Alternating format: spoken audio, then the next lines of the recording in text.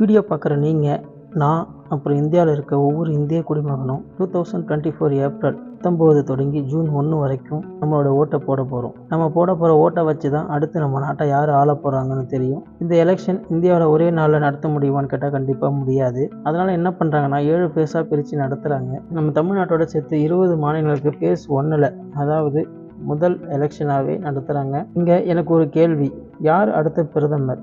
உங்களால் இப்போவே சொல்ல முடியும் அப்படின்னா கமெண்ட் பண்ணுங்கள். எலெக்ஷன் நடத்துகிறாங்க, பிரச்சாரம் பண்ணுறாங்க, தேர்தல் அறிக்கையை வெளியிடுறாங்க. அவங்க செஞ்சதை அவங்களே பெருமையாக சொல்கிறாங்க. நாமளும் அதை கேட்டுட்டு எலெக்ஷன் அன்னைக்கு ஓட்டு போட்டுடுறோம். அதோட இங்கே நம்ம கடமை முடிஞ்சிடுது. ஆனால் ஜெயிச்சு வர எம்எல்ஏவாகட்டும், எம்பி ஆகட்டும், அவங்க கடமையை செய்கிறாங்களான்னு கேட்டால் கொஷின் மார்க்கு தான். அவங்க வெளியிடுற தேர்தல் வாக்குறுதியை 100% செய்கிறாங்களான்னு கேட்டால் அதுவும் கொஷின் மார்க்கு தான். என்னை கேட்டால் முழுசாக 50% கூட செய்கிறதில்ல. இந்த வீடியோ எந்த அரசியல் தலைவர்களுக்கும் எந்த அரசியல் கட்சிக்குமானது இல்லை, எனக்கும் வீடியோ பார்க்குற உங்களுக்குமான